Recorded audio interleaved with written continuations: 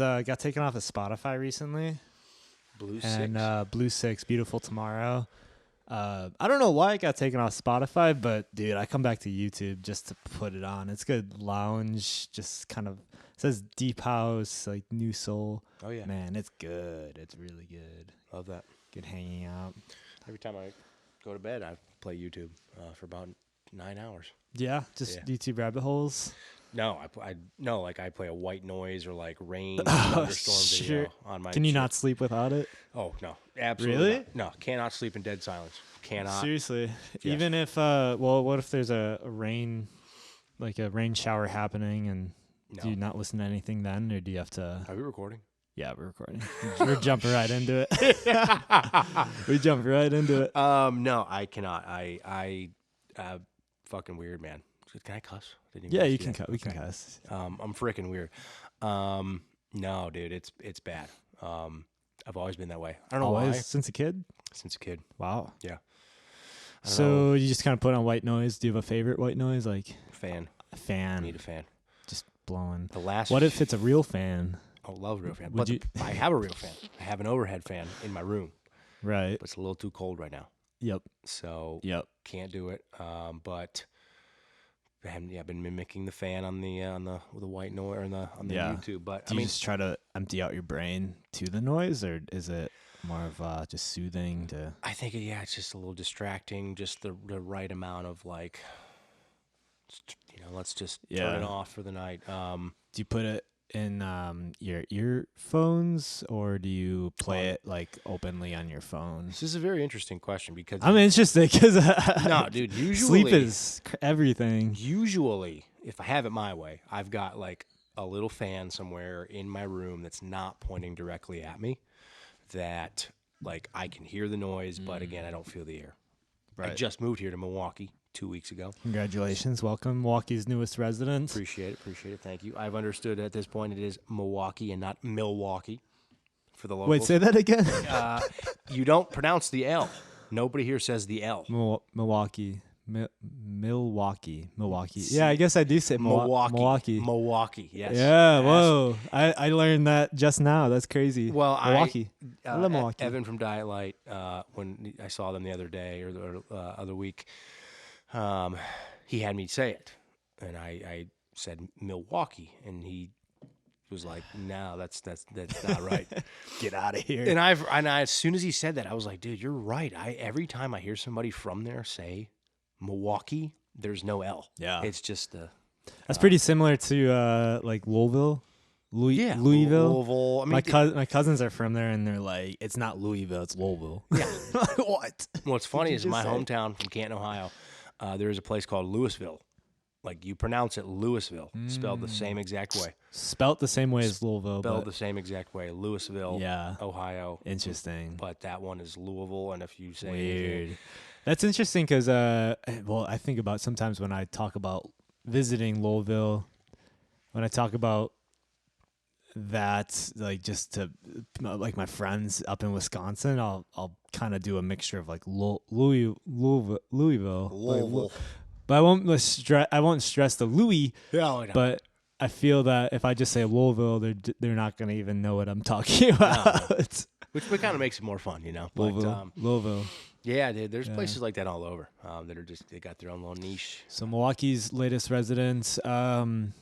Was there something we didn't touch about the fan? Going back to the sleep thing. No, dude, I didn't know we were recording talking about that conversation. But the world needs to know, Kevin. Yes. The world needs to know. Everybody, yes, I do sleep with some sort of white noise every night. Typically a fan. No, nothing we missed. So do you put it on a timer? Or does it just play even when you're? Well, I guess we did miss the fact that like since I just moved to Milwaukee, I'm kind of just figuring out how I want to have that in my apartment. Like the last few years where I lived, I had a little fan in the corner, turn it on every night. It was just the right amount of noise was great. Transition phase, you can create new habits and figure out your day to day, which has been nice. It's been great. Yeah. I needed that. What is it? Week 2 now? Week 1, week 2?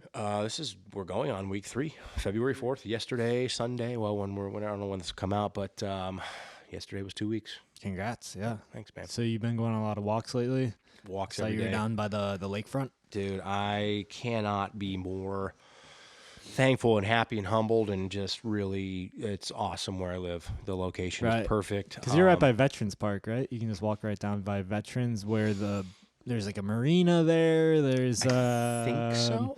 It's McKinley Park, I know for sure. Okay, McKinley Beach. McKinley. Have you gone on that walkway out on McKinley? I went down to the beach once. Oh, dude, you got to go to McKinley Marina. Yeah. Did you go? You didn't go on that walkway? I've walked by there. It's a good spot for a date. Oh, McKinley walk. I am single. Kevin is single. Don't cut that Everybody. God damn it. Milwaukee. If everyone was wondering that, yeah, immediately, so now they know. Now, all of you that were wondering that, now you know. This is a horrible depiction, but basically there's a walkway that you can go out to, and it's actually, you can look at the city from the water. Do you get shit on by the seagull too? You could. That's great. Shoot, there was a different picture. Pier. Yeah, something like this. I love to bike out on it. That's at McKinley? Yeah, so if you go down by the McKinley Marina where you can launch a boat out of. Collectivo on the lake. Yeah, literally Collectivo. If you keep going straight on Lafayette, like across that intersection, you'll get to this here, and it's open throughout the day. That's exactly where I go. Dude, it's freaking awesome. You can climb the rocks. Maybe it's just so basically this is like a here's Collectivo. Oh, this is a beautiful picture. Holy shit.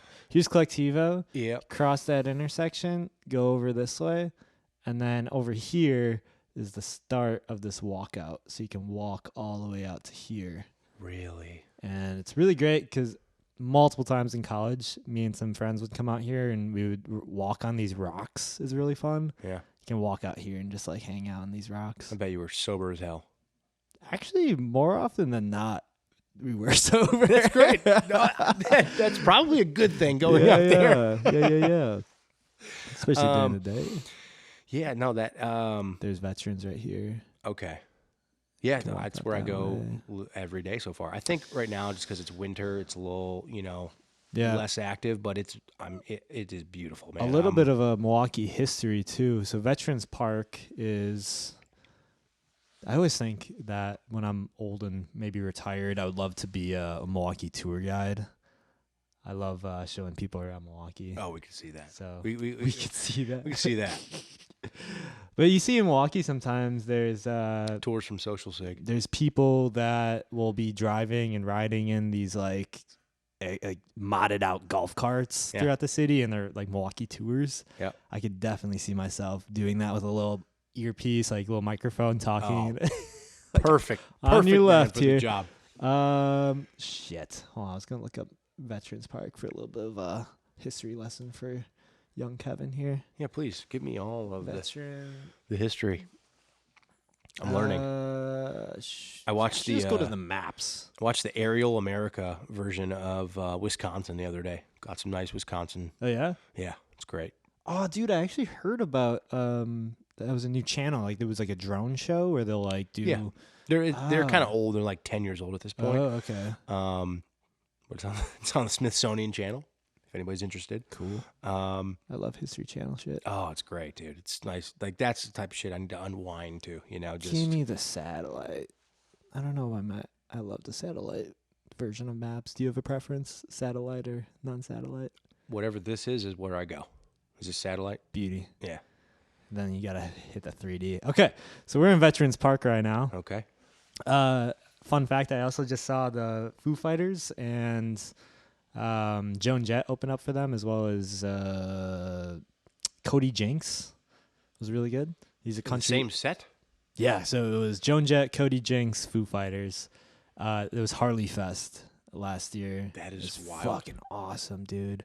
Cody Jinks is like a outlaw country. I've never really heard of him before, and ever since that concert, I looked him up and listened to him. And the song "Hippies and Cowboys" was like top of my Spotify Wrapped. It's such a good song. Anyways, this whole park right here is man-made, and so back in the day, The water used to come up past, this is what's called Lincoln Memorial Drive, which is a really pretty like lakeside drive. You pass Bradford Beach, McKinley, all that good stuff. The water actually had come up to, you'll notice that this is kind of like a big hill. 100%. Every time I walk on the trail, I get, Yeah, exactly, right on the oak leaf. So that was where the water used to come up, but then they made this man-made park just to, I don't know when or why, probably just to make a more of a city planning type of something fun. Something fun. Yeah. For the people. So interesting. No, that's, dude, Milwaukee's great. Yeah, I used to work at the swan boats at this. I passed that the other day in an Uber. Uber. To work there. One of the best summers of my life. Sorry, I feel like I'm talking a lot. No, dude, I'm taking in the Milwaukee history. Yeah. I appreciate it. I do. Yeah, you've been on the oak leaf every day. Yeah. Dude. So I live. Where am I at? Where are we at So here? here's Brady Street. Brady, and then where's North? North Ave. Yeah. North Ave's right up here. Yeah. Landmark Lanes. Okay, Rice and Roll Bistro. I'm basically somewhere right in here. Oh, cool. I actually had Rice and Roll Bistro yesterday. How was it? Great. Yeah, man. I love Rice and Roll. Yeah. Comet Cafe? Have you been there yet? I've been to Comet, and I've been to Kappa's. Where's Kappa's? Oh, the Deli Mart? Just about every day that I've lived here for something. Yeah, that place is good, dude. I actually haven't gotten their sandwiches. I've heard are really good in that back deli. Really good and unbelievably affordable. Sure. Like $7 at most for like a full size, really good sub. It's a local business, obviously, which is great. Yeah. So I've been there. First time. I think I've been here about 15 days, and I've probably been there about 14 of them. Absolutely. For something. 16 times. But dude, Rice and Roll the first time. Oh, sorry. No, what you're were good. you saying? What were you saying? I just say I live over here, and then 5 minutes to, and we're talking walking. Yeah. Walk 5 minutes to the lake, or 5 minutes to the river. It's great. It's a really nice central location to North Avenue and Brady Street. Yeah. Other than grocery stores, because I'm walking. I don't have a car. I rely. Kappa's is nice though. You can get. You can't really get produce there. Yeah, and it's really expensive. Like their groceries are just like ridiculously. True. I have gotten some ingredients there before. Sheila used to live right on the corner over by more Brady Street, like right by the Charles Atlas Museums. Like right here. Yep. Whole Foods is also really expensive. Went to Pick and Save. Dude, go to Aldi. You got to go to Aldi on Capitol. I can't walk there though. That's the thing. True. I mean, I can obviously Uber if I really need to. You don't have a car here? I don't have a car. You're on foot. Yeah, I don't have a car at all. Man. Man. Been walking all over. Public transport. Great. There you go. Took the Amtrak down. You should to get Chicago. a bike. Do you have a bike? I don't yet, but dude, I would Milwaukee's like to get so fun to bike around, especially on the Oak Leaf. You can get a lot of places on bike. It's on the bucket list for Milwaukee. Yeah, nice. Need to get a bike. Yeah, for sure. Cool. It's gonna be getting warmer. I remember the first time I went to Rice and Roll, and I remember this was freshman year of college, so I had just moved to Milwaukee. This is like 2018. Yeah. 2017 actually. So Milwaukee UWM is over here. You got the washroom over here. Yep. I used to live like right here, but I remember, and when I first moved here, all of this, like the downtown and the Lower East Side. This is kind of confusing because we're. I was just about to say, we're actually upside down. Yeah. That's okay. But, dude, yeah, so exploring like down here is always like, wow, I've never been over here. But I remember, I think we somehow maybe took a bus. It was me, my friend Lindsay, and my friend Steph, and me and Lindsay took these edibles that I'd gotten, and we were high as kites. And we were in Rice and Roll. I had a Rice and Roll gift card too. While you were high as a kite? Yeah, dude. And it was really good, but also kind of like on the brim of just tweaking out. Yeah. And then, it was like a real gloomy day, and I remember seeing Comet Cafe and just feeling like, where the fuck are we right now? But that was a good memory. Nothing too crazy with that story. No, that's. Have you been down to Walker's Point yet? Yes. This is just turning into the Milwaukee. That's okay. No, I'm teaching you. This is a learning lesson for everybody. It's interesting. Everything in Milwaukee is very close. Compared to Chicago. Yeah. Compared to Chicago. I went to Walker's Point with Diet Light somewhere. I talked to them like they're only a band. They are humans as well. With Evan, Max, Kelso, and Irene. Shockingly, they are human. They are human. Rumor has it. I think. Rumor has it. They're robots. We went down to somewhere there for like breakfast or something a couple weeks ago, months ago. I don't even fucking remember when it was. But yeah, I was just like, it was weird because we got on the interstate from River West. I don't know which one it is, but like you got to get on the interstate just to go even a couple miles south. Well, you don't have to, but well, Kelso was driving, and it's definitely a faster way. I do the same. Experience. If I'm going, I've driven with Kelso before. I thought he was a good driver. I'll back you up, Kelso. It wasn't bad. 43, Highway 43 is basically if you want to get. You're kind of in a weird spot because getting on the highway is a little awkward. Yeah. But yeah, 43. If like we're over here in River West, like I'm definitely getting on 43. I think that's what we did. Over, and so when he got on the highway, Point. They were like, "Yeah, we're just going to Walker's Point," which I thought was like, "Okay, we're going, 5-10 minutes away." Well, all of a sudden we're on the fucking highway. Yeah. I'm like, "Where are we going?" Yeah. Are we? Still is 5-10 minutes away though. Yeah, interestingly exactly. enough. Usually it's like a 12-minute drive to Walker's Point from here. Yeah, it's interesting, Yeah. But Chicago and Milwaukee are very similar. I never really think about that being a weird kind of way to get around. Yeah. Hop on the highway. And I think correct me if I'm wrong if you see this, but I think he took a wrong turn or missed an exit at some point, and we ended up like by the Brewers Stadium. Classic. Oh yeah, you could have definitely. What would that be? You could have gotten on the Madison exit. Might have been, but 94. I swear we ended up somewhere over there. Could very well be. And me and Max and Evan were stuffed in the back. So it was nice. Where did you go in Walker's Point? I have no idea. They have a lot of good restaurants on there. It was like there was like a bunch of like food trucks. The Cooperage? Have you been to the Cooperage? No, but I do know the Cooperage. Haven't been there, but I do know of it. Yeah, cool. I don't know where we went, but it was cool. Oh, you went to Zocalo. I know exactly where you went. That sounds familiar. Zocalo food truck. That sounds right. Gosh darn, there's a lot of good food options in Walker's Point. Hamburger Mary's haven't been there. Where are we at? Conejitos. You were here. Zocalo Food Truck Park. Yes.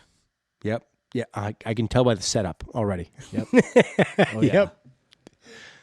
Conejitos is a really good Mexican restaurant here. Do you like Spanish food? Mexican food? Love it. Cielito Lindos is my favorite. It's in Walker's Point too. But changing subjects, we don't have to talk about Milwaukee. I fucking love Milwaukee. I could talk about it all day. I could talk about this all day, seriously. One thing you should do in the summer, though, is you should get a... We're still talking about Milwaukee. Yeah, you should get a kayak and kayak this river. Oh, I'd love to. It's really fun. I'm down for whatever, man. I moved here with the sole intention of just take it in, man. Well, also, Diet Light is doing it as well this year, but this is our second annual boat show cruise. When is that? In the summer. Diet Light's doing July. We're doing August 8th. Okay. Basically, we get on a big Edelweiss ship. Oh, I remember last year. Go down the river, and then it actually takes you out like here, and then it just goes back in. That's wild shit, so man. Fun, dude. It's out here while like the sun is setting too. It's awesome, man. It's great. All right. One of my favorite nights of the summer for sure. But how was the show list last weekend? I went to 2 shows this past weekend that were great, man. So Friday went to Club Kramer. Club Kramer fucking sucks, as we know. Fucking sucks. It did not suck at all. That was with Cruel from Chicago. Yeah, Alley I want to Eyes. see those guys. Oh, dude, they were really, really good. I mean, I'm not just saying that. Like and their music, like recorded as well, is really, really good. Great show, great recorded music. 100% recommend. Same with Alley Eyes and Scam Likely. Obviously, both bands I love them, know them, have seen them. Yeah, what was the order of that, Bill? Cruel first, Alley Eyes second, and Scam Likely third. Nice. Dude, it was great. Club Kramer's house show. Those 2 shows, man. And then Saturday, of course, was Rage Force Cafe. Totally cash. Rage Force. I love that name. Yes, with Blind Equation, Edging, and Scumbag Skippy. Scumbag Skippy's set that I saw this weekend was the most brutal thing I've seen in the last 2 years. In a good way, of course. Dude, it was wild. But what happened? Dude, it was just at Lincoln Hall, which is a pretty, right. pretty I know nice that. venue. I know that. And What happened during the set that blew you away? everybody was jumping off stage, stage Sure. diving, crowd surfers, fists were flying, elbows were flying, and security at one. I looked in the corner, and they had an eyes on it, and I think at one point they just realized They gotta let it happen. we can't stop this. Yeah. Yeah. And to their credit, they came on between sets after the set. They didn't stop anybody. They didn't fuck up the set. But they did come on after Scumbag Skippy, and then Totally Cashed, and were like, "Yeah, you guys can't keep jumping off stage, dude." It was wild. Yeah. I don't usually go to like hardcore shows. I'm more like rock, alternative, things where people still get rowdy, but the hardcore shows and shit are different. Yeah. Man. Yeah. And that set was just, and I don't know if it's like, we all know, especially Totally Cashed. We've got some bits that happen. There are things that don't know if they're true or not, which is great. But Scumbag Skippy, I think that was their last set ever, which made it even more intense. Like actually, like that was. I think so. That's what I'm saying. Like can I never don't know. tell. Yeah, I can never tell. Can you? Right. But back to Friday, house show at Club Kramer was great, dude. House shows for me. That shit takes me back to like college, man. Like we all know I don't hide it. I'm old. I'm over 30, which I feel old sometimes. Going to shows and shit, but especially house shows. Oh yeah, where I see just kids, really. Which I'm sounding like a fucking dad right now, but kids, but are having a great time, the greatest time in their life. It makes me so happy, just to see that, man. And it was a great time, yeah. And then Saturday, with Totally Cashed, Scumbag Skippy we talked about. Blind Equation was just the keytar and the I don't know if you know Blind Equation. No, I don't. Was that a full Chicago bill at Rage Force? I think so. Yeah. Sick. Edging. Yeah, I think so. Blind Equation. Yeah. Scumbag. Yeah, all of them. Yeah. Sick as fuck. Edging is fucking really good. I'm sorry, I'm cussing so much. It's the Midwest in me.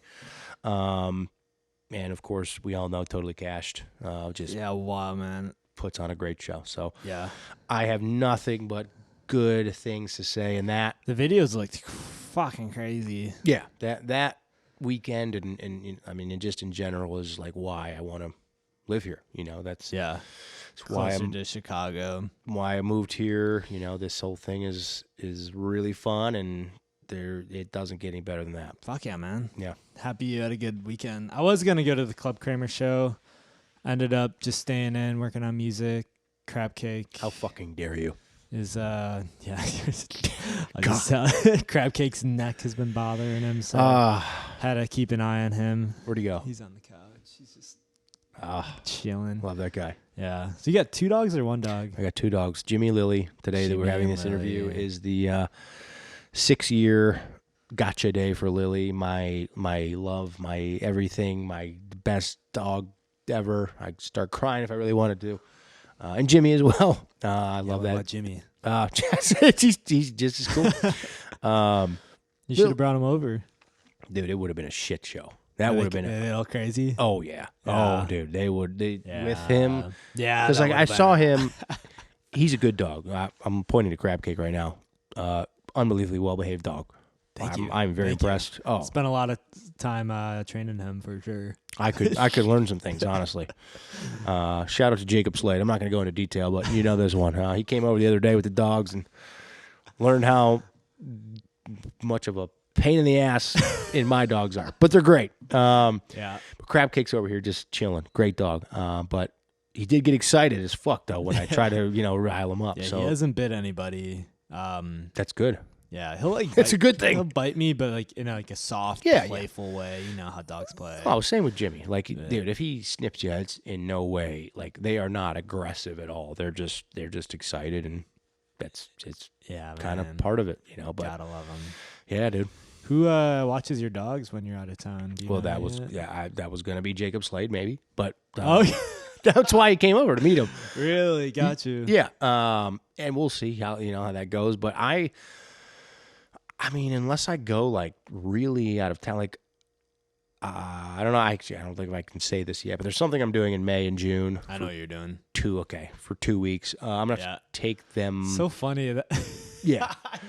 I was just thinking about this before you came over. Like Motel Breakfast posted today about their album release in April, and I think just being in the booking world, just like talking to other bands and stuff, I have just like this weird idea. Like I knew about that like months ago, dude. I know just, about like, when shit things happen. It's like yeah. I know about shit that's so, happening. so like if I didn't October. really think about it, I knew that you were doing that, but I know that you're doing that. I'm doing that. I'm doing that. That sounds awesome. Yeah, but I'm gonna just take them back Shout to out, my mom. Anything is. Shit, fucking their name up. Everything means totally nothing. Not Anything that, is not everything. that. Anything is everything. Yeah, Shout there out is- them. Yes. Shout out them. for the It means nothing to anybody the else. van. But it's interesting. There's everything is everything, or no, anything is everything, and then everything means totally nothing. Exactly. Yeah, we had a bill together. Last Yes. March, dude. That was a crazy bill. When Jacob came over the other day, he was asking about stuff that's coming up, and I was telling him about the Madison bill, which by the time this comes out, this will have already happened. But this Friday, everything means totally nothing is on that bill. Love those guys. But then Really we also nice. know about anything is everything from Chicago. Oh, they're on that bill too. No. Okay. But Yeah. Jacob was like, I think we played on a bill with Social Sig where both of them were on the bill. Yeah. And that was at Lighthouse, I think. Yep, it was. I think it was like the last Lighthouse show, to be honest. Yep. One of them. If One not, of the last, it may yeah. have been. R.I.P. Oh, R.I.P. Had you been to the Lighthouse when that was a thing? Not for a show, but I saw it. I went to their house a few times and was in the basement. But Man, never, what a cool house. Oh, dude. That will live forever in my memory of the Diet Light after parties at the Lighthouse. It's a fucking mansion. From what I hear, it was great. Yeah. Yeah. Oh, I was there. I'd seen it, but their new spot's nice. Their new spot is nice. Yeah. Yeah. I'm trying to see Max this week and hang out. Who's open Go to Falcon or who's Mall. hosting Bremen Open Mic tonight? I am hosting Bremen Open Mic tonight. Maybe I'll be there. Yeah, come through. Should be fun. Today's a great day. We're doing this interview. I'm gonna go home and sulk myself in the Daytona 500. True. How long does that usually last? Oh, buddy, at least 3-4 hours. What do we got going on? Can you give me a little a pre-race day kind of rundown? What to look for? First off, we're delayed a day. It was supposed to be yesterday. It was A big rainstorm in Daytona, which interesting. to delay the Daytona 500 is definitely a big thing. All right. We got my guy Joey Logano on the pole there. Oh, dude, I remember Joey Logano. I've met Joey Logano. Really? Where's he from? I don't know where he's from. I could get real into detail, which I will not, because Yeah, we can do this. The there's like Social Sig one- podcast. We talk about there's anything we want. 1% of the Social Sig podcast following that gives a shit about NASCAR. It's my dad. Shout out, Kevin. But man, I used to be really into NASCAR, and You can still be into it. That's okay. oh, I am. I like really. I mean, and it sounds like I'm bullshitting you, but I was just really active on Twitter one time with Joey Logano, and I tweeted at him and this and that, and Shell, his sponsor, they had reached out to me. This was in like 2017 or 18, long time ago. And they were like, you should come to this race. And I was like, I got to go to the whole race for free. No fucking way, dude. Met him, What? was in the box. What? Yeah, dude, it was unbelievable. Yeah. Just from talking to him on Twitter? Just for being a fan. Yep. Wow. It's just dude. like local bands, man. Cool. Yeah, when you see, That's cool. see somebody that supports the shit out of you, you want to take care of them, and that was very much, as I look back, what that was. It was Wow. cool. So I remember hearing about him when I was a little kid, but he was like really young when he first got into NASCAR. How old was he? He was probably, I thought he was like 18 or some shit. I mean, he's only 33 now, 33 which now. is still That sounds old. That was older than I thought he was. sounds old, but he's been in it for 10, 15 years already. So So when it comes to NASCAR, so I see that next to his name it says he's Ford. He drives a Ford. Yep.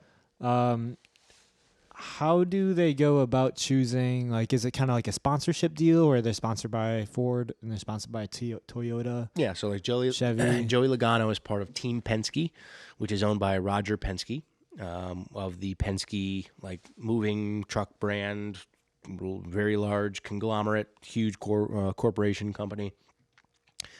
And Team Penske only runs Fords. So then, wait, did you say Penske, like the moving truck? Yeah. Company? Wow. Yeah, exactly. Team Penske.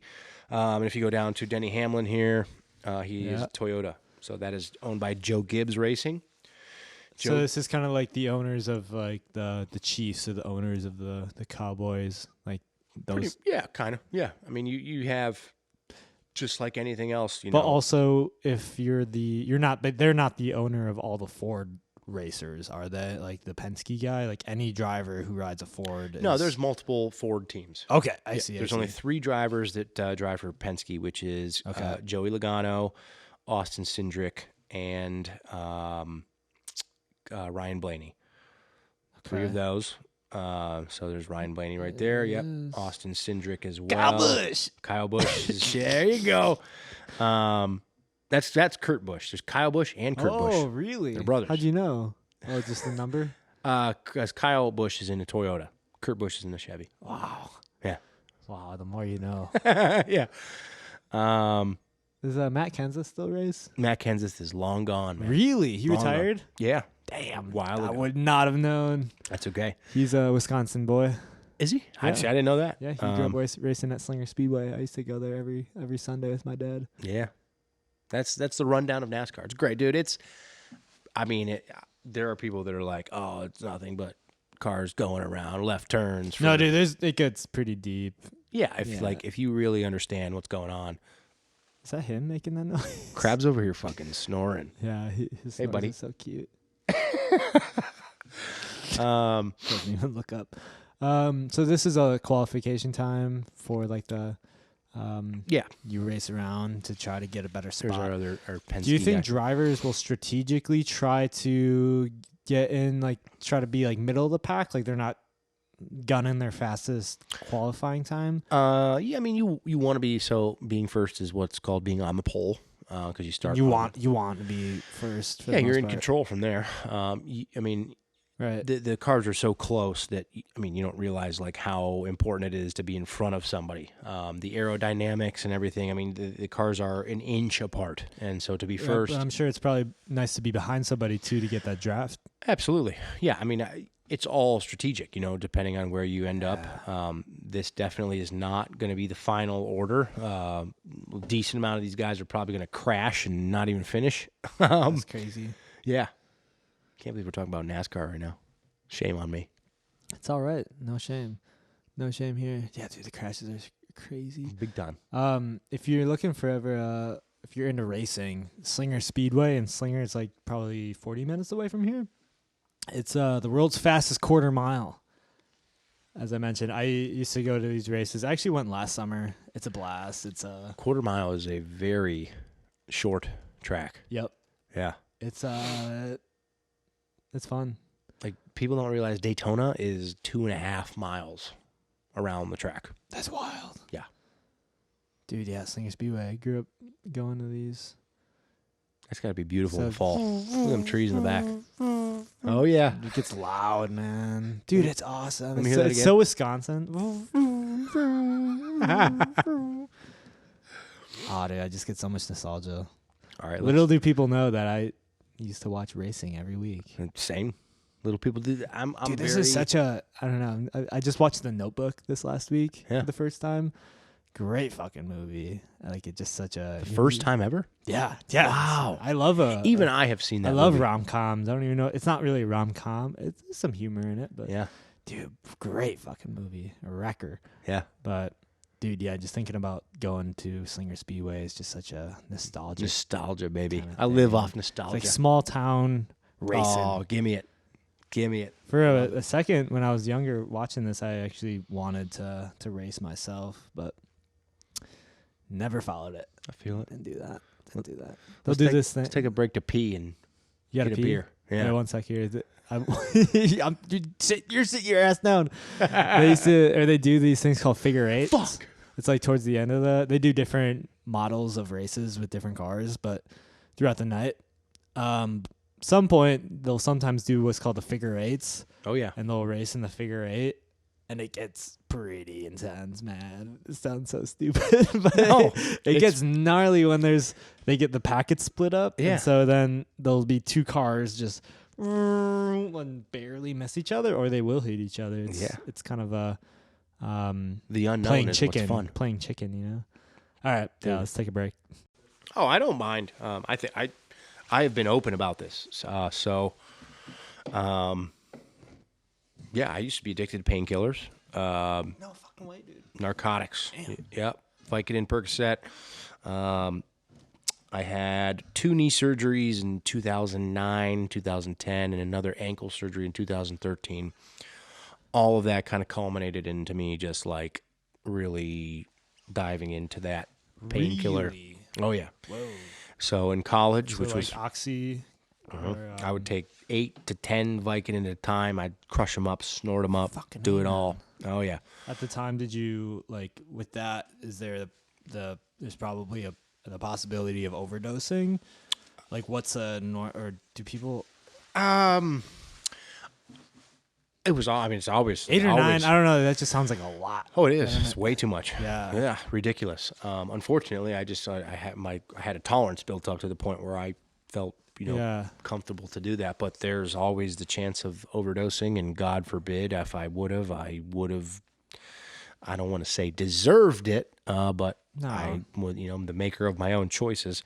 And yeah, dude, for at least 5 years or so. Really until I moved to Nashville. Okay. When I was in my hometown, Ohio, I had access to it. I had a specific person that hooked me up with it. Yeah. And it was just there. But I moved to Nashville, and I didn't have it. It wasn't there. Yeah, so right. That's where I turned to marijuana, which for me was a gateway out. Right. A gateway away from the harder stuff. Right. Yeah. So for the last probably at this point, 6 or 7 years, that's just been the thing. That's kind of been the medication. Sure. Yeah. Well, I'm glad you made it out. That's thanks, man. That's insane. Yep. I didn't know that was in your story. That's wild. Oh, got lots. How many of stuff. years were you addicted to painkillers? At least 5, honestly. I mean, it wasn't a situation like I don't want to sit here and say I'm, I won't downplay it. It wasn't great, but I mean, it wasn't a situation where I was like, waking up and like itching my face because I had to have a painkiller. It was like whenever I could get my hands on them, I would. Friends that had surgery knew to come to me. I eventually found a guy that knew somebody that I could get him from pretty, routinely. But yeah, dude, it's all part of the story. Can't imagine there's so many instances where, you just get a surgery one time and then you get some painkillers and then you just can't get off of them. That's it, dude. Yeah, it was. I could go on a whole. Yeah, I'm glad you. I'm happy spiel you're about here and turned it around and you're open about it. I'll be very open about all that shit. I mean, I don't drink and drive. I'll be very open about that as well. Yeah. We all know I had a very, very bad DUI car accident in which I was the drunk person. No way, dude. I didn't know about that either. You didn't know about this? No, I didn't know about that. Oh, let me take a sip of my beer to tell you about my DUI story. Walking home. So I'll tell you. I'll no tell you car that, in Milwaukee. Yeah, I since this has happened, I have not ever had a sip of alcohol prior to drinking or prior to driving ever again, and I will not ever again. Not a single sip. I understand people do at this point. I'm an adult. People are going to do what they do, but for me, won't ever do it again because I did it too many times to the point where I took it for granted and thought I was invincible. And yeah, you didn't know about this? Oh, dude. No. Oh, yeah, I almost died. That's what this is from. What the fuck? So this was in December of 2021, right after I moved home to Ohio. I was in my mom's brand new car. Okay, yeah. Went out, lonely, had way too many drinks to drive home after I had done way too many times prior. I went off a different route, and long story short, went left of center on a, thankfully, it was a side street. It was a neighborhood. I was going way too fast regardless, but went left of center all the way over to the side, hit 2 parked cars head on, about 45 miles an hour, totaled both of those. My car flipped 3 times, slid 100 feet, landed upside down, woke up about 10 seconds later, upside down, my head pinned against the car, against the roof, blood was coming out of my head, crawled out of the back windshield, my hands were in the glass on the road. I try to be open about this because I want everybody to know, like, this can happen to you. I never thought that it would to me. I thought I was invincible. Thought I had done it enough. I thought I had driven enough after some beers to be, okay. But you're not. But I was okay. I made it out. I immediately saw what I did. I saw the other cars that were completely totaled, turned around, saw my car that I just crawled out of upside down with the smoke coming out of it, and I passed out in the grass. Woke up in the hospital, was completely honest with the police the whole time, said I drank too much, I fucked up, this is on me. I thank, more than anything, I am beyond thankful that there was nobody else injured or hurt. That would have been the worst thing ever, and I learned a lot, and that was that. So yeah, dude, never gonna do that again. Really fortunate that no one else was a part of that. Yeah. Did you get any like what were the charges? Yeah. So honestly, probably not enough, and I think that's why people do it 2 and 3 and 4 times. I myself can see it's way too much. Like, I don't ever want to do that again. Yeah. I don't ever want to go through that again. I cannot imagine. But I didn't have to go to jail. Was never in handcuffs. Mainly because I was like on the verge of death. I mean, my head was gushing blood. Somehow I did not break any bones or anything at all. Somebody else called the police and the ambulance came. Yeah. I actually do have a recording of that 911 call. That is on a song that I wrote with Anything Is Everything from Chicago. It's called 8th and Manor, which is about that whole night. But yeah, somebody else called the police, the 911. They all were there, and I owe them all the credit in the world. I deserve any punishment, of course. I know that, but no, I was sentenced to 6 days in jail, which they then substitute in lieu of you going to a driver education program overnight for 6 nights. So I never went to jail, just stayed overnight in like a dorm with a bunch of other people who also had DUIs. You learn about the ramifications and how easy it can happen and stuff like that. What were your injuries? Was that pretty much immediately after this? That's it. So just that? In terms of like permanent stuff, that's it. So big, get a concussion? No. Really? I am unbelievably lucky. So you just got what is that called? Just a chip in your head? Just a scar. Yeah, just a big scar. If I didn't realize you didn't know this, but if I showed you the pictures of the car, man, you would be wild, man. You would be shocked that I did not have more injuries. Well, they say when you're drinking, you're not fighting against the twists and turns of a car accident. 100%. Like, I don't remember the accident at all.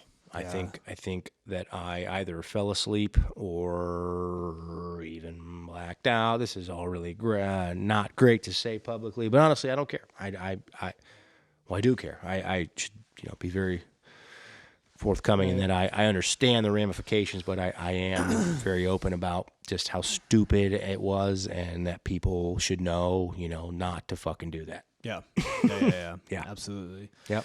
Especially growing up in Wisconsin, here there's so much of a culture of, I'm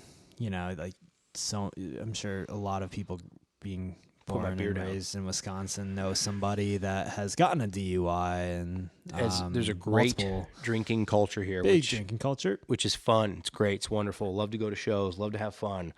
You should have fun when you can. Absolutely. I'm currently having a beer here with Social Sig, but you got to know when to control it, know when to make the right decisions. And if you are beyond that, that's when it's an issue. And I was that night, and I can admit that 100%, and that's what it is. So we had this thing called Every 15 Minutes, which is a program basically centered around in high school. It's like every 15 minutes there is somebody that dies from a drunk driving accident.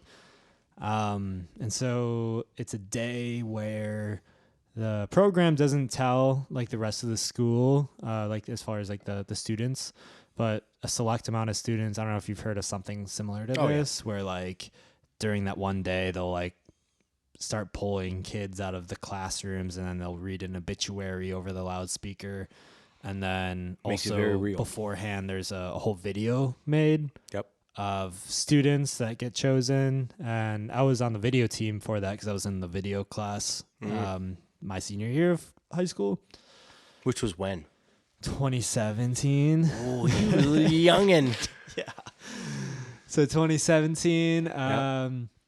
But yeah, basically worked with all these kids, and then on that day that people get pulled out of class, then there's the part of the school the students get brought out to a fake car accident that the video kind of intertwines into, and then we're there filming, and basically it's about a drunk driving accident, and dude, it was powerful, man, and just being there filming it, and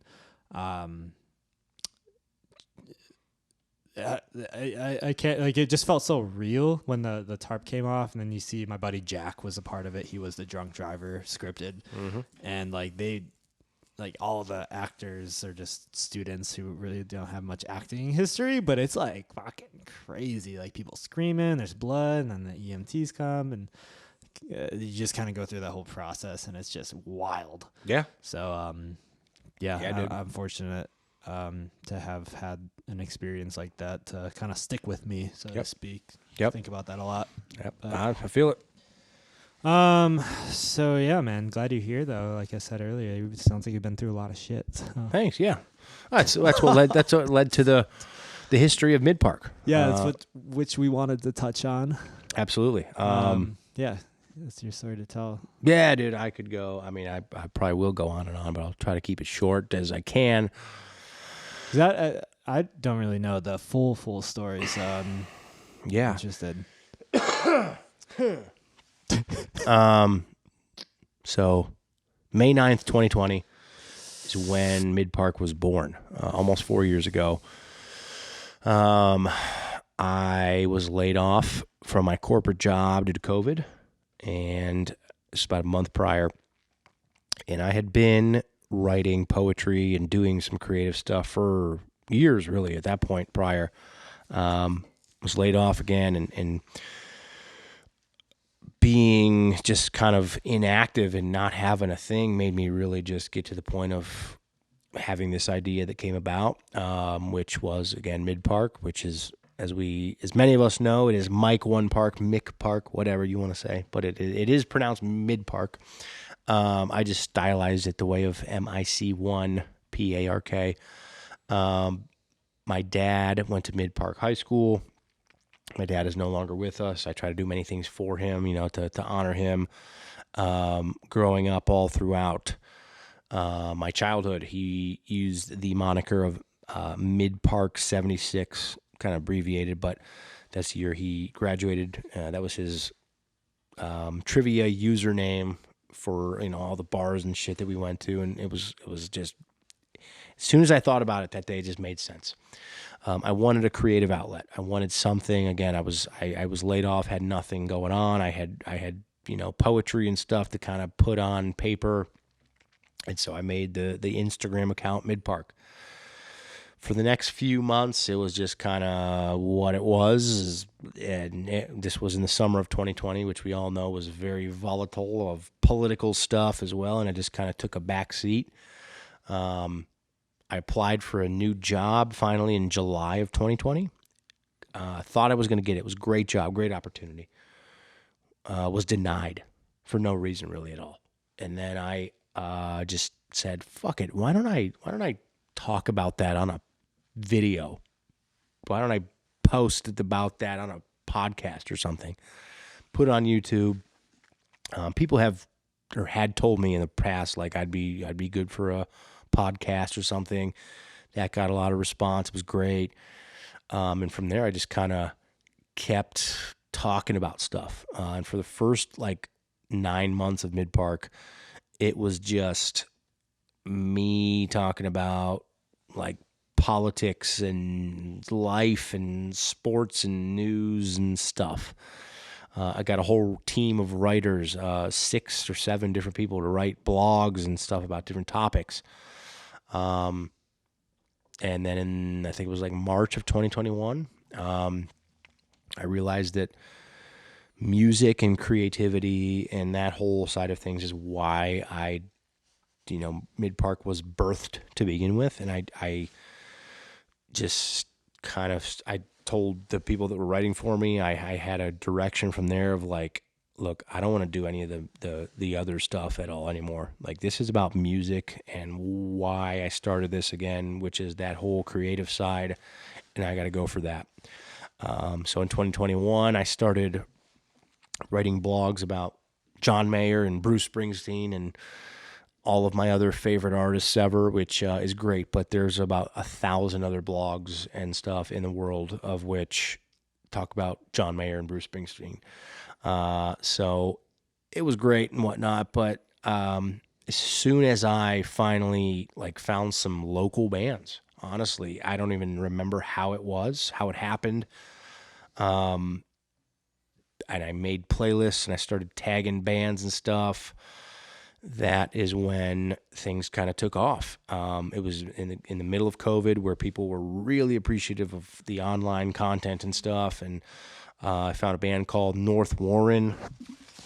Yep. Shout out. I wore this specifically today for this. On Spotify. And I talked with Luke, a few times. We did the podcast, and he was the first one to ever clue me in to the I-94 corridor, Milwaukee, Chicago music scene, which we all know at this point is just fucking rocking. And that was 2+ years ago. And since then, it's just become something that I never knew was capable or possible or beyond thankful for all of the community and the relationships and everything that I have got from this. It's really unbelievable. I mean, that's why I am here in Milwaukee right now. Living here. It's crazy. Yeah. Yeah. So, I mean, it's crazy to think you came here just for the music scene in a way.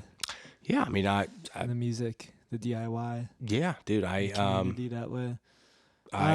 Yeah. What was it about the music of what was there anything specific about music that brought you back to kind of narrowing your focus to music? Because you said you're kind of a media almost of just a bunch of different things. Was there anything specific that brought you more narrowed into music? Music has been the driving. Yeah, music has been the driving force of my whole life. I don't play music. I am not a musician. I can't sit here and say that I am. I'll never try to be something I'm not. Would love to. I've got some guitars I could play, but haven't got into it yet. But I feel like I know music pretty well from the day I was old enough to hear things. My dad was, playing 105.7 Cleveland's Magic classic rock station in Ohio. And just from there, man, I was a sports guy, all throughout my childhood into early adulthood till I was 22, 23. That was the main thing I did, whether it was watching, playing, whatever. But in the background, always there was music, and whether it was listening to it before games, during, relating it somehow to something here, there, or the other. music was just extremely important, and I never realized it, honestly. I get real cliche here, but until my dad passed in 2015, and my whole kind of objective view of life changed.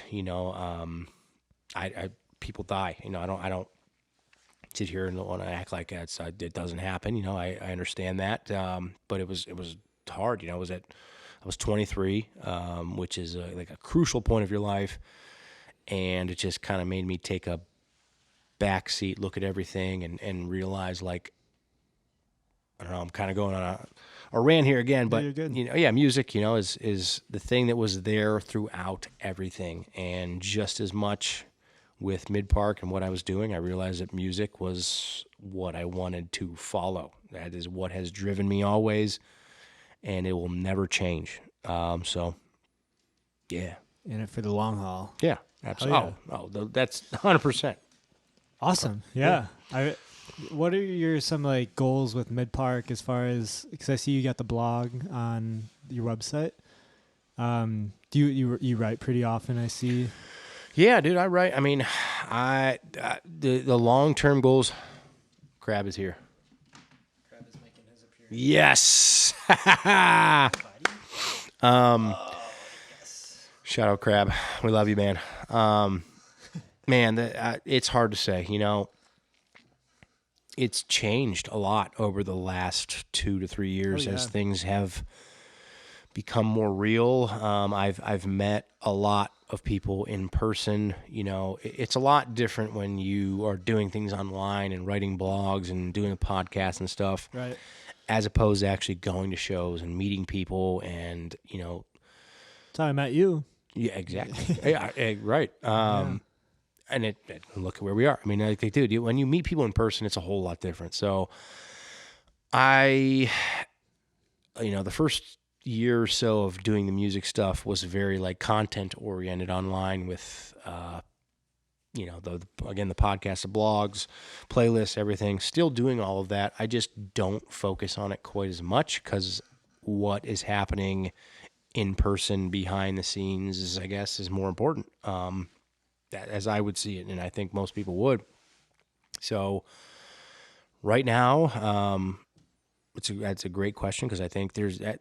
I don't know if a lot of people know what Mid-Park is. There are, I think, a lot of people that think it's just like me, on an Instagram account, just fucking taking videos and pictures, and that's it. There's definitely a lot more than that. And I'm really the only one behind most of the stuff. So yeah, I am proud of that in a sense. You should be, yeah. Yeah, well, I appreciate it very much. It's a lot. But at the same time, I would like to get more involved, and I think that's going to be necessary as the growth continues. But man, right now I'm just booking shows. For the first time here in 2024, I am like flirting with the idea of how I make money doing this. I hate it. I hate money. I hate that it's a thing. I hate that I have to even think about it. I wish it didn't exist, but it does for all of us. And just like any other band or artist or creative, you want to quit your full-time job that you're doing because you want to do your platform, your creative outlet full-time. And I'm the same way. It's a business. Absolutely. So I would like to get to that point. I will be 32 years old in May, and by the time I'm 40, I would like to be able to have quit my full-time job and be doing this full-time. Like Absolutely. That's the goal. I think that's very obtainable. And I say that for many listening also, to hopefully you hear that, that I would think most of those that'll hear this will be younger than I am currently. And I hope you hear that and just take that as a good thing. And if you fail at something, which you will fail. You will fail at one thing, maybe two things, maybe three things. You just got to keep going. The most important thing, is you don't give up. I know this sounds really cliche and, dad-ish, but man, the only way that you cannot make it to where you want to go is by quitting, is by not doing it. So if you just keep going and you just keep doing it, you do something that makes you happy, you do something that makes you proud every day, you will get to a place you want to be at. That's my dad advice. Absolutely. With Mic1park, outside of booking shows, and like kind of from what I've noticed is you really shedding a light on the Midwest DIY local scenes. Is it really just, like, are you kind of in an expansion sort of phase right now, trying to get as many people in tune about what you're doing, booking more shows out in the Midwest kind of thing? Yeah, that's what I see. Yeah, I think when I first started this, I was like all over the place. United States, out west, California, whatever, Canada, making playlists here and there. Again, that's while, it was all online and COVID was going on and this and that, and everybody was not playing shows. As things, over the last year or so have become more and more prevalent in person and it makes more sense. Yeah, the Midwest is like, that's my bread and butter, man. I'm from here. I lived outside of the Midwest for 2.5, almost 3 years, and I never want to do it again. I love Nashville to death. It's a great place to have fun, but I am not a Southerner. This is the cutest thing ever, by the way. I'm sorry if it's distracting. It's not distracting at all. As long as you're good. I'm chilling, yeah. Dude, I love that fucking dog so much. Shout out Crab Cake. What's up, dude? Is your neck okay? He's all right. Hey, dude. Let's go and get some x-rays on Wednesday. Are you okay, man? Yeah. All right. But yeah, the Midwest is just, I would like to expand. Yeah, like you said, I've got a good, group of friends in Cleveland, in Milwaukee, in Chicago, some in Indiana, Michigan, but got to expand out further, Minneapolis, Iowa-ish, and then we go from there. Amazing. Where do you see yourself in, like, I want to say, like, 5 years with Mic1park?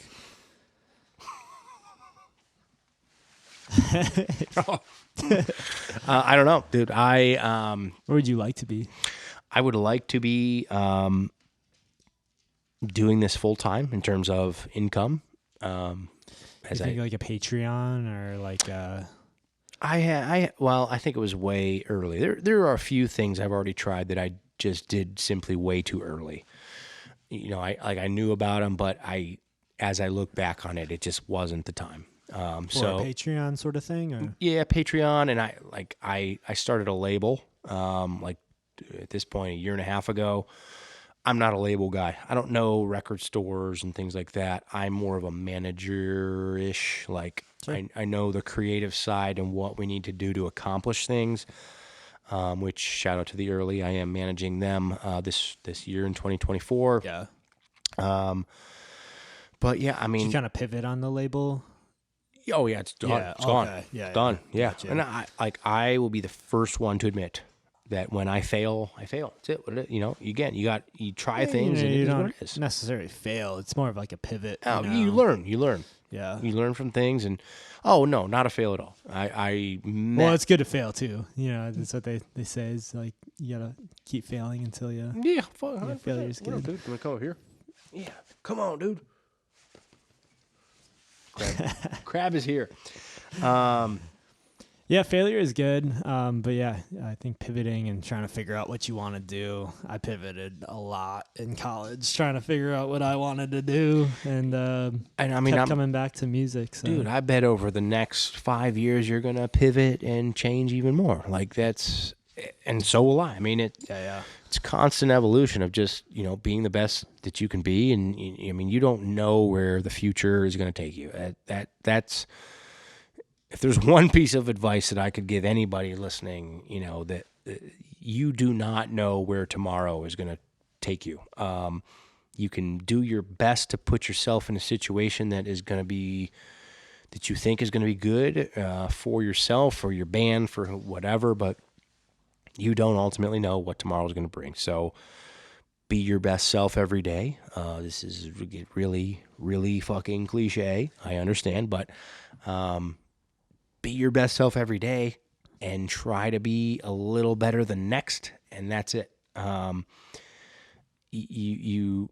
There's so many different routes and so many different angles that you can look at life, and as long as you are doing what makes you happy and what drives you to put your feet on the ground every morning, that's all that it really truly matters. So if there's like a local band who's watching this and they're like, oh, I want to maybe reach out or something like that, like, or what is some advice to, or what would you tell a local band like that you could help them out with if they were to approach you or something like that? Like, hey, we're just starting out. Like, what can we do, or is there anything that you can help us out with? Or I mean, I'll be honest. I get DMs from bands like that just about every day. Whether it's trying to book a show, get on a playlist, be on a podcast. I mean, there are people that reach out to me all the time about like, how can I do this better, that. My first level of advice would be, don't listen to me. Don't listen to anybody. Be yourself. Obviously with a grain of salt, but I do think that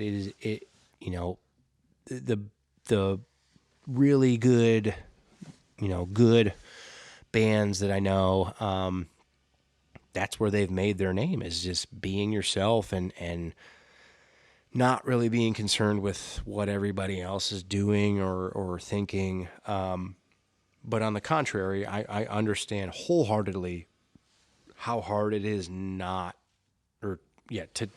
do all of that, to get caught up in, how can I be the best and how can I, advance my band, and just for young bands especially, I would say go to shows, meet people, just like we were talking about. But how did we meet? At the show. How do I know a lot of people that I met at shows? Get absorbed in the scene, and just, man, it's I think I've said this about 1,000 times already. It's really cliche, but just be yourself. Don't try to copy anything. Don't try to emulate anybody. If you have an idea for an Instagram post or a cool video or something, do it.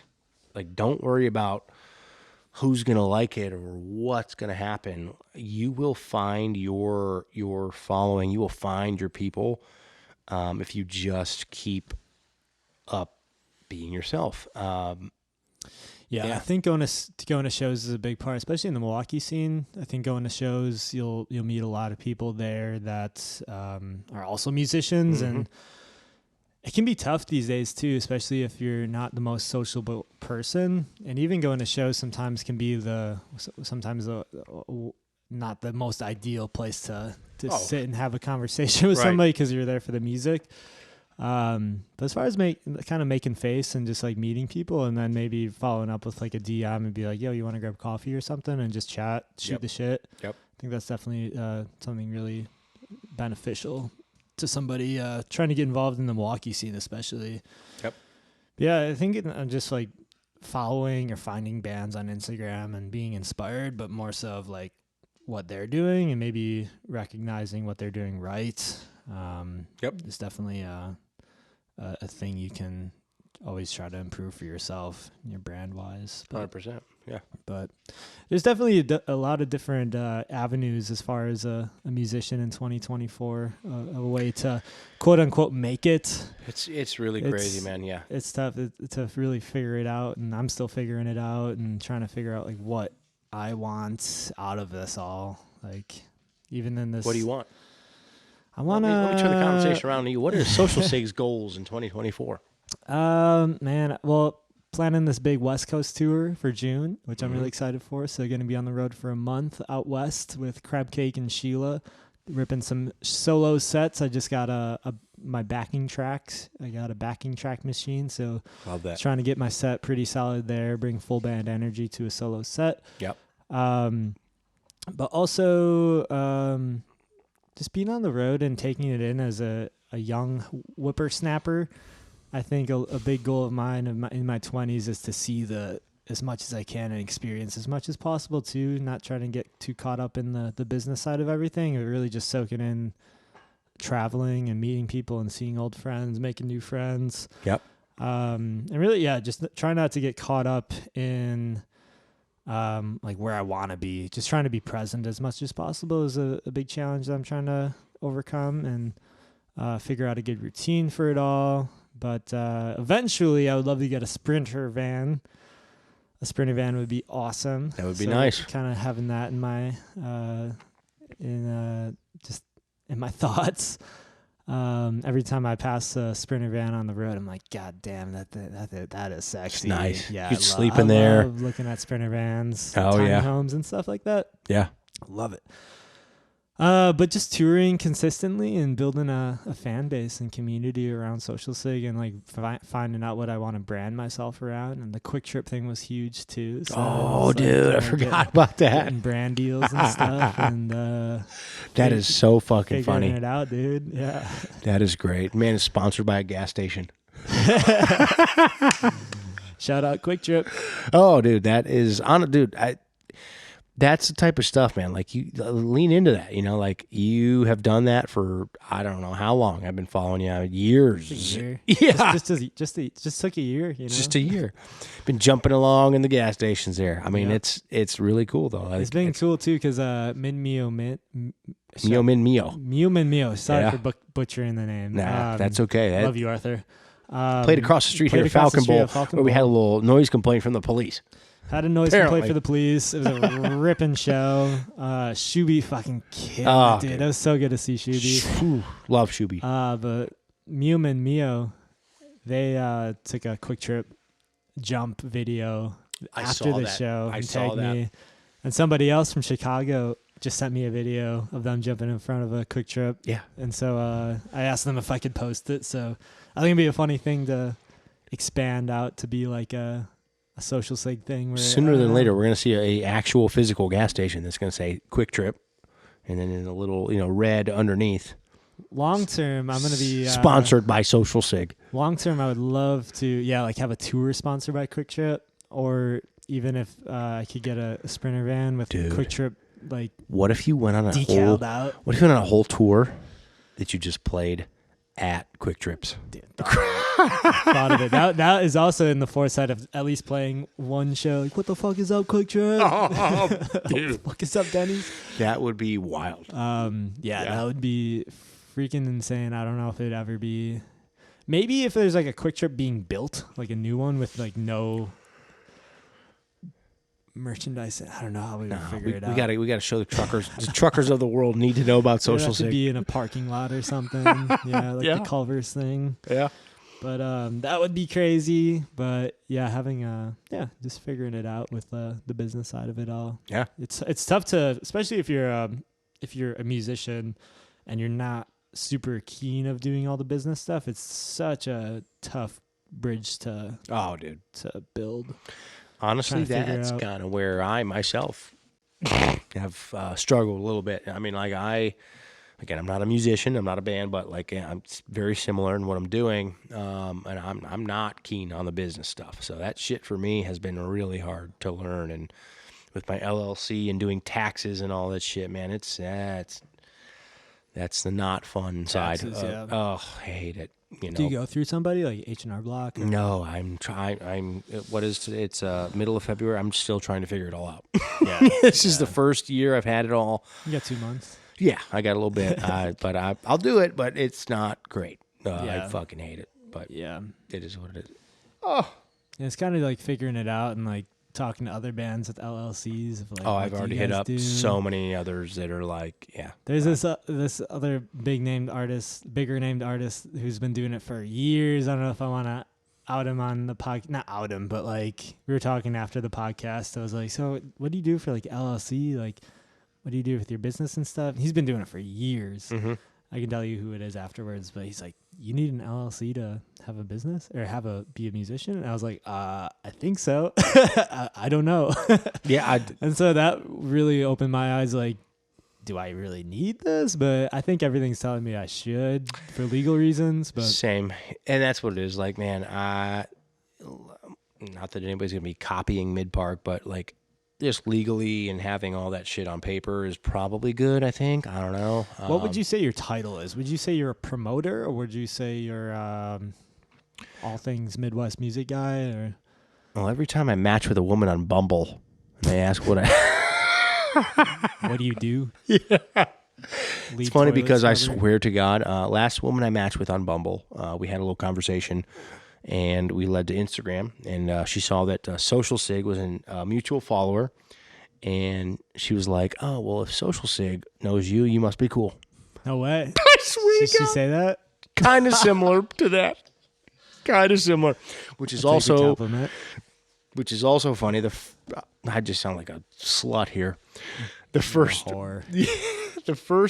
woman that I matched with on Bumble like 2 weeks ago when I moved here. She said, Mic1park. That was the first message. And I was like, how do you know that? And she said, I used to know the Dialite guys. You got the name right. Well, she just typed it. It was just typing. But it was very interesting. And anyways, whenever that comes about, I usually say I'm a promoter, booker, content creator, just general, fan of the local Midwest music scene. Like, I don't know how to describe it. I really don't. I've described you as the all things Midwest music guy. Yeah, and I appreciate that. Like, that's what I'd like to be. I definitely, you talked about goals earlier. I'd like to get my own radio show. I think that would be very cool. Like live on air, like radio? Absolutely, yeah. Or like internet radio. Either or, I think would be cool. Yeah. I mean, not many people listen to the radio anymore, but I always think about like radio being kind of dead these days. I haven't listened to the radio in 10 years plus. I love the radio. I love the radio stations around here and what they do, but like it's a key, it's a part of, I guess, the history of, where I've got with music and my knowledge of it, but that's definitely not. I mean, the first thing I do with music is log on or get on Spotify and hook it up to my Bluetooth. Yeah, radio stations are pivoting to more of a internet-based sort of thing. Yeah. But how are the playlists been for you? Like when you make a playlist, and if you do like, are you kind of big on making like playlists of like certain genres, or do you do like, this is the Milwaukee scene, this is the Cleveland scene, or do you kind of keep it more detailed? Like, what do you do with playlists? Yeah, well, in terms of the genre or sound, it's always only those that are rock adjacent, I would say. You got to have some sort of rock roots, whether it's social, let's say Social Sig, whether it's singer-songwriter, hard rock, punk rock, hardcore, metal, whatever. That's what I know. That's my niche. No country, no rap, no pop. But other than that, yeah, I mean, is that just what you like? It's not. Or do you listen to a little bit of everything? Over the last few years, it's really just been most of that. There are definitely some, artists that make me. What about Grain Elevator, bro? What about Grain Elevator? Who the fuck is Grain Elevator? No, Grain Elevator. There's other local bands that have a little country twang to them, which is fine. It's not my first cup of tea, but I want to support the friends as I can. But yeah, for me, my niche is definitely rock related.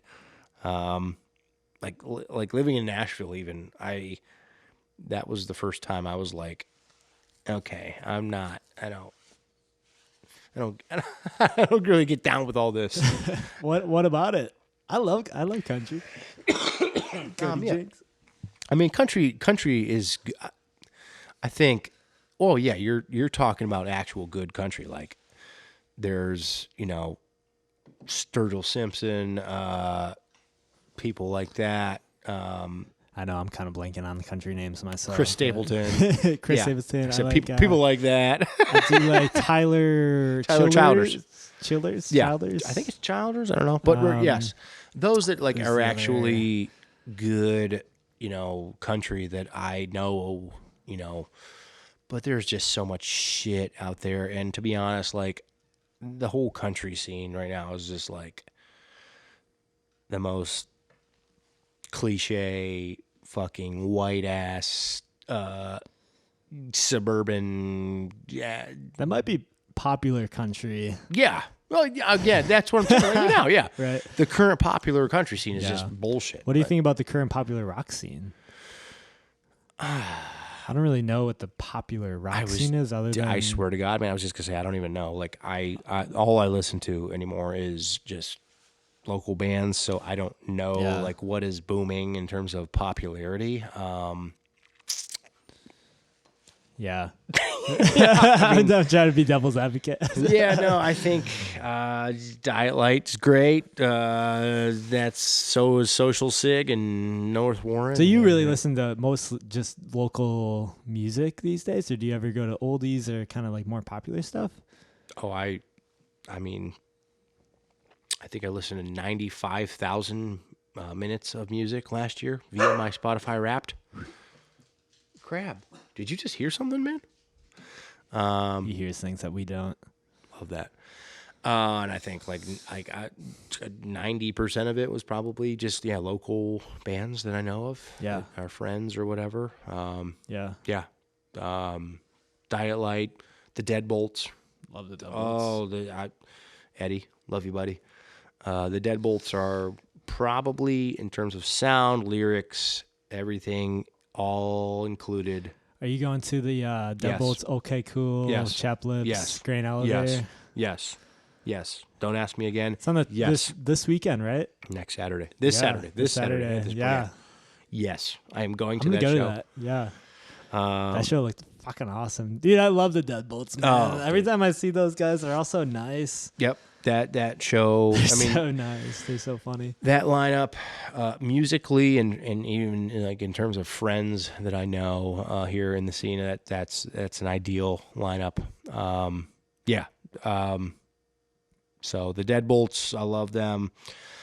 So what happens when Diet Light becomes a mainstream rock and roll artist? Are you not going to listen to them anymore? No, fuck them. They're popular. No, I'm dipping them out. They're done. Fuck you guys. Yeah, they're done. They're not local anymore. Never doing it again. They're worldwide. No, that's what's been really interesting. Like as this has grown, I really want to continue to support all of the newer and local upcoming bands that have like 20 monthly listeners on Spotify. That's great. But at the same time, I want to, continue to support my friends that have been, great to me along the way. It's not just about me. God damn it, I say that a lot. Like it's, it's just like the scene. I mean, I have seen just grow up before my eyes. It's fun. Yeah, I would love to continue to support Diet Light and Social Sig. One of my favorite parts has been like doing shows. I remember there was a September of 2021. There was a show. It was right when I was starting to do full band shows again post COVID, and or even when things were kind of like just slowly coming back. But September of 21, I remember we did a bill. It was Diet Light. Not Chaplips. Sorry, Chaplips. But it was Diet Light, Shuby, and Marble Teeth. If you know Marble Teeth. Mm-hmm.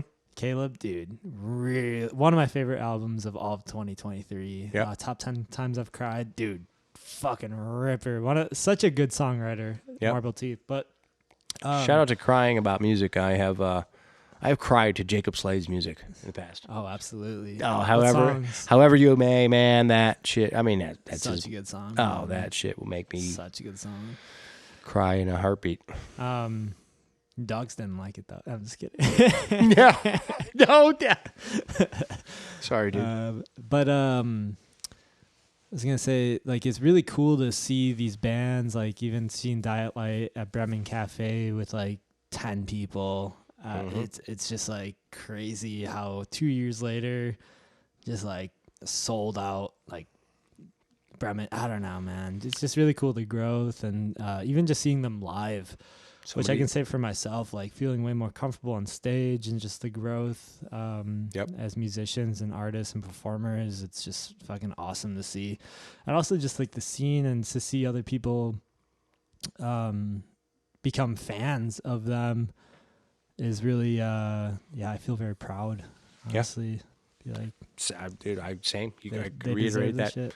Yeah, 1,000 times over, man. I mean, I feel like a dad, of the scene almost, and like I've watched my kids grow up over the not just with Diet Light, not at all. It's just like so many bands that I've known over the last 2-3 years that I think Milwaukee needs more young bands. Been really trying to keep an eye out for some newer bands, specifically like on Instagram is where you'll see like a new band start up, and it's like I know Comp Calls. There are some people out in like Marquette. I know I think Tom Effling is dude. Okay, so Tom Effling is I gotta pee. Yeah, dude, me too. We can take a break. We can take a break and talk about Tom Effling. All right. But dude, Tom Effling, I found out about him after when I released In the Pocket on Spotify. Sometimes like once you listen through it, it'll pull up like a random artist to start playing after, like playing through an EP or an album. And this dude named Tom Effling got pulled up, and there's this one song that started playing, and I was like, dude, this is fucking great. And I started listening through, like, really fucking started loving his music. And then I looked on his Spotify, and it said, like, Illinois/Milwaukee. And I was like, what the fuck? And I tried to find him on Instagram, but I couldn't find, like, who this Tom Effling... Oh, look at me. I'm listening to my own music again. A little baby social sig. Baby. Dude, Tom... I love your... album/single artwork, by the way. It's all just random, like, personal stuff. Thank you. Yeah, love it. It's always like the hardest decisions is like the album art and the cover art. I bet. Dude, fucking Tom. Dude, he's like pretty big on Spotify too. Really great, like lo-fi indie. Yeah. And I was like, what the fuck? Like, yeah, Illinois, Milwaukee. And then I then realized that Company Calls is his band. I knew of them, and they're from like the Marquette area. I honestly haven't listened through their music, so I should. But I saw him at a River West radio show that he came to that I played at, Tom, and we've been talking and texting, and I'm like, dude, you got to play some Tom Effling shows? Yeah. And basically, it kind of boiled down to he didn't want to. Like he wants to focus on like different band stuff. But I'm like, bro, I love your music on here. So I got to listen to Company Calls, but this band is a little bit newer. Some college kids, and it's interesting, man. I run into a lot of that. There are a lot of artists. Nick Madison is a great example that are in so many different bands. Actually, Nick Madison is not a great example for this because what I was going to say is there are a lot of artists that are in... that guy. Fuck Nick Madison. Fuck you, Nick Madison. He came on my podcast and just ruined it. Honestly, that guy's the worst person ever. Real a-hole. Anyways, he's actually a really good guy. Sometimes. But anyways, he's in a lot of different bands, and he does a great job with balancing all of that. But there are some that are, I think, over happy, over excited about, being in different bands that kind of wear themselves thin. Whether you are in 1, 2, 3, 7 different bands. I think balancing all of that is important. Yeah, absolutely. Yeah, man. Yeah. Like when you put all your eggs in one basket, you can really focus on and put all your energy towards one thing, and I think the results will show. But I mean, even with like Jacob Slade and Austin, like they both kind of since like last summer started or fall, kind of had a conversation of just like, they're kind of gonna pivot towards more of their projects, which is like only support that. Absolutely. And, it's bittersweet for sure, but also gives us as individual artists to really follow our dreams, Yeah, that's what you got to do, man. I mean, you got to be supportive of people, not in a bullshit way either. Like, not just like, because I want them to succeed, so I can succeed. Like, I mean, you get, relationships with people, and you should want those people to succeed however it is, whether it's through, whatever they're doing right now or whatever ideas they have in the future. I think just unconditional support is a huge thing, as, again, cliche as that fucking sounds, but it's really important. Yeah. Who are some of your favorite bands in Cleveland? Some of my favorite bands in Cleveland. I know the Rosies. I know False Teeth. I know October Beach Club. We did a show with those guys. Yeah. How is the Cleveland scene? This is a double question. But how is like the Cleveland scene compared to Milwaukee? Cleveland and Milwaukee are very similar. That's what I gathered in like the 24 hours I was there. I was like, holy shit, this feels a lot like Milwaukee with the lake right there and the city and then the suburbs. That's a big reason that I wanted to move here. I mean, it feels a lot like home here in Milwaukee. Oh man, you mentioned the Rosies. They are second to none in Cleveland right now in terms of local bands and what they're doing. It seems like they're doing some big things. Yeah, Truss is another one. They have played some really big shows. Hannah, their front woman, she has booked. She works for Temple Live Jesters Lounge in terms of booking, individual shows, but has also been in charge of the Rock the Halls, which in Cleveland for the last 2 years has been, there's been 400-ish people, at the show over the last 2 years in December. What are some of the main venues in Cleveland? Because I know Mahal's is pretty popular. There's that DIY venue up the street from Mahal's, I think. Yeah, Lakewood. There's Mahal's. There is Happy Dog. Happy Dog, right? Yeah. Yeah. Some big shows there. There's the Foundry, Beachland Tavern, the Winchester in Lakewood. Are those all kind of like cap rooms where it's like 100 to 200? Or are they bigger? Yeah, ish. And most of the venues in Cleveland are like outside of the city limits, right? Kind of right there. There's not a whole lot that are really downtown. Is there a college in Cleveland? Cleveland State University, baby. Cleveland State? It's my alma mater. Oh, yeah? Oh, yeah. Yeah. It's not. It's just like UWM. Just like UWM. It's in the middle of the city. I don't know how else to say it. It's just like UWM, dude. Yeah. And the reason that I know that, I went to Cleveland State and I was a basketball manager for the basketball team. Yeah. We traveled to different schools and we came to UWM in 2011. So I'd been here. I've seen it. Again, just like Milwaukee and Cleveland, it's very similar. It's right in the middle of the city. You get a lot of commuters, people coming in and out, but there's a small little group that lives on campus there. That's, everybody knows everybody.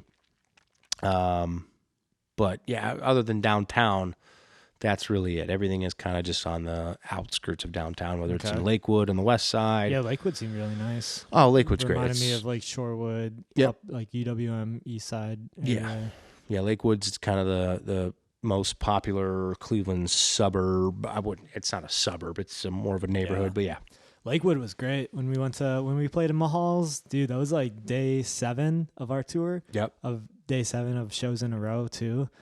And that was the day that because we played Dayton the night before at Blind Bob's. And then that was like the night that the next morning we woke up to go to Cleveland and we were just drained, man. We were just on like the last string and we started getting sick. Mm-hmm. And then loading up to Mahal's, you got to go up the stairs and just like riding off of adrenaline on that whole tour, really, especially like leading up to the East Coast. But that was like a day where looking back at and future booking wise, like day 6 and 7 definitely need a day of rest for that sake of things. I can imagine. Yeah. You know what I'm doing with Diet Light in May and June. Yep. Yeah. The main reason that I want to do that is to just see if I can even do it. Sure. Just to go out there. At this point, you might be able to figure it out, but just to go out for 2 weeks and like I've never been away from home for more than 7 days. Yeah. Never been away from my dogs for more than 5 or 6. Yeah. So to get out there for 2.5 full weeks will be very life experience. Yeah, but what a cool experience too. Because I remember going away from. So excited. That was my first big tour this last fall, man, and just like new city every single day. Yep. I kept a tour journal, which is really helpful just to really stay present, and also just like writing down every person that I meet, every person that like we stayed with, and just so many memories. And it just starts to get foggy because just so much input. You never get like a time to just really sit down and reflect on everything. Oh yeah. But man, is it fun, and just a fun adventure. You never know what's gonna happen. And yep.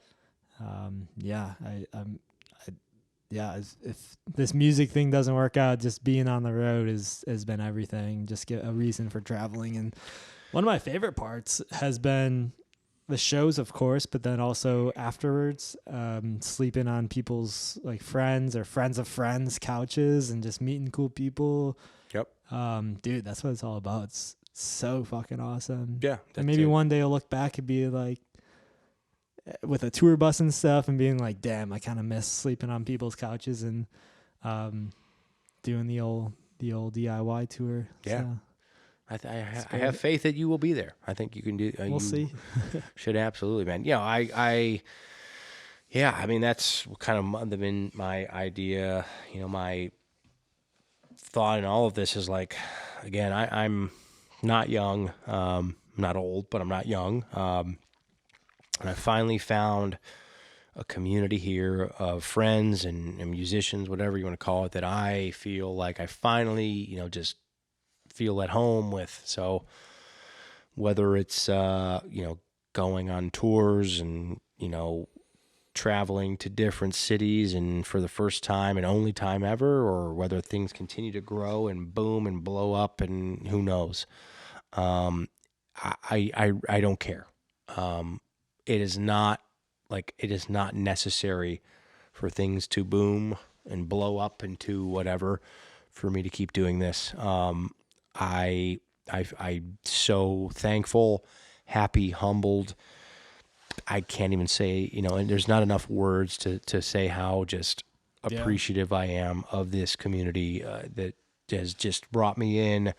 And, I could go on and on. Yeah. One thing that I've kind of thought about lately is since going full-time music in July was when I quit my job, there is like a weird pressure of blowing up and what that might look like, but then also having a perspective, this is for myself, but having a perspective of you don't need to blow up to make it work. There's so many artists out there that are touring consistently. Maybe they work a part-time job. And it's really about just finding your happiness and like what you want to do. Like, it would be awesome to have a tour bus and to have a manager and just to solely focus on music. Of course.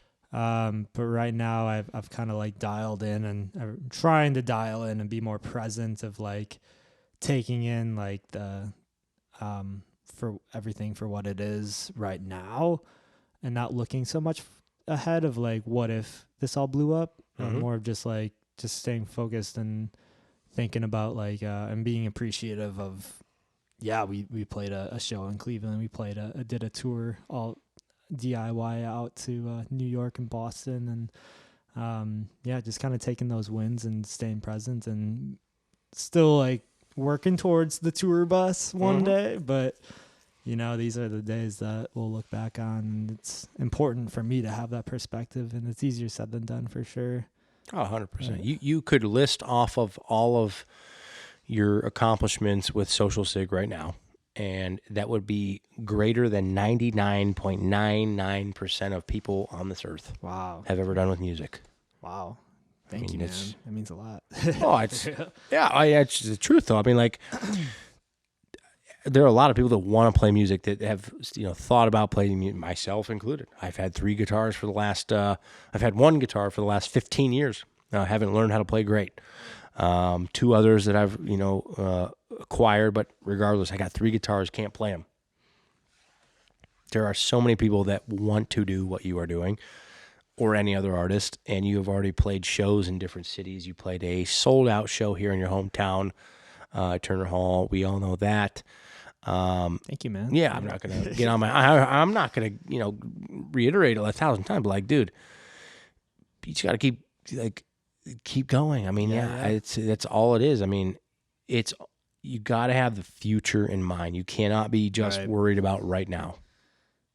But also to be worried about right now. No, it's like literally the balance of worrying about the future, but not too much, and then staying present. It's such a balancing act. No, I know. It's very hard. Yeah, exactly.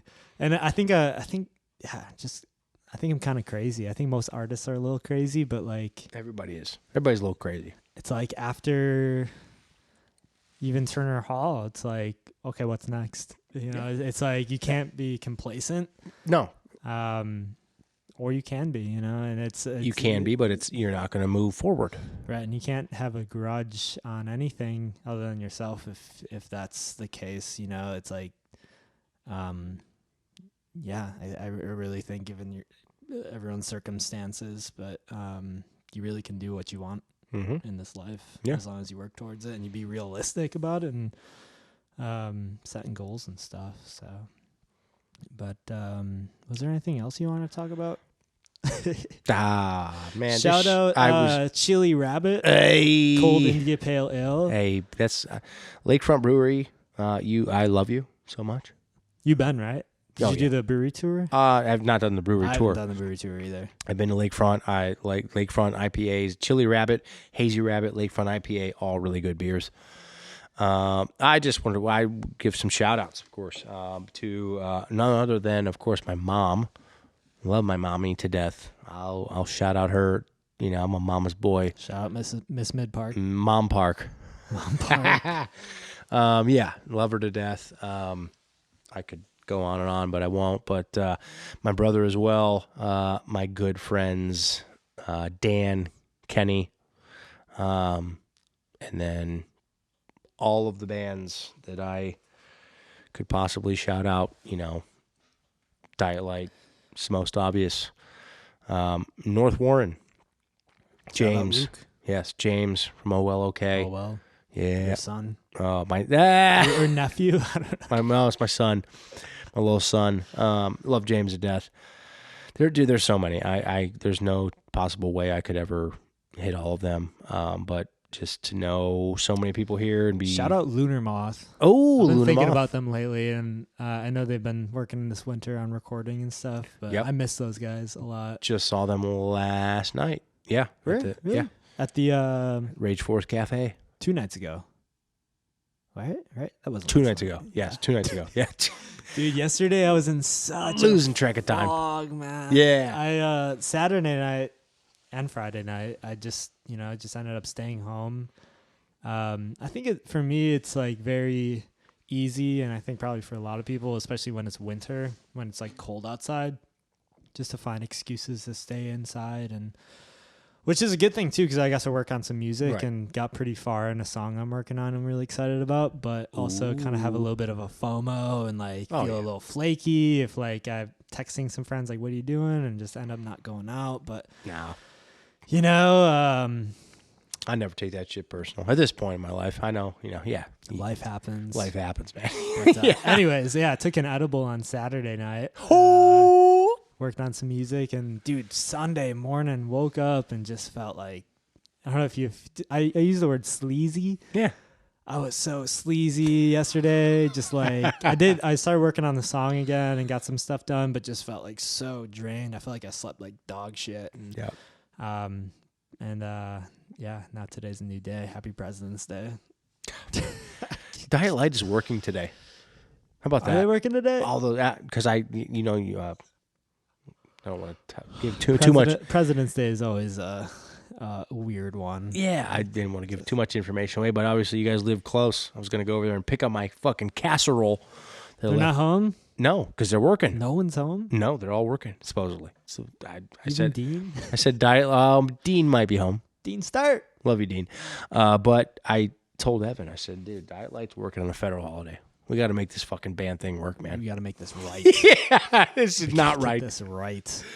But yeah, dude, shout out to just everybody. I guess my going out spiel here would be, I'm unbelievably thankful, happy, humbled, grateful. I could go on and on about just being a part of this scene in whatever way I am, whatever way you see me, whether it is this tiny part or a huge, massive part. I couldn't be more appreciative for all of it. And, for people like yourself who have had me on things like this interview, just to be here, at your show, at Turner Hall, whatever, man, like, obviously there's the music side of it, but just, having relationships and being a part of this with friends and community is more than I could have ever asked for, in doing this whole thing. So that's my spiel. I appreciate you all. I love you all. And that's it. Yeah. Yeah. Appreciate that you're in Milwaukee now, Milwaukee's newest, finest resident. And also just wanted to thank you too, man. Like the end of the year Mic1park Awards, like really thankful that you put that on and got some really cool recognition with Social Sig, and kind of blown away at the results of like Milwaukee really coming through.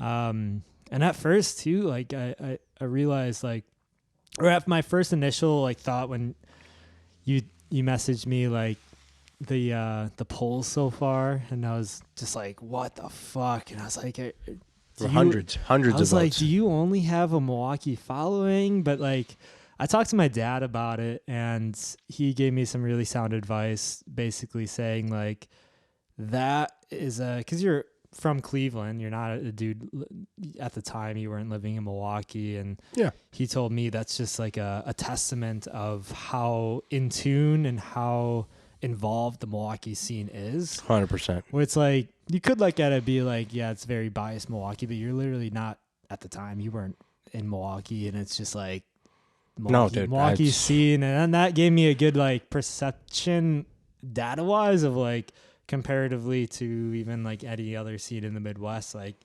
people are dialed in here, and that made me feel very empowered and very fortunate and grateful to come up in the Milwaukee scene. Like many times I'll think like, what if I was born in like fucking like Maine or some shit, like Rhode Island? I don't know. Yeah, like, no, I know.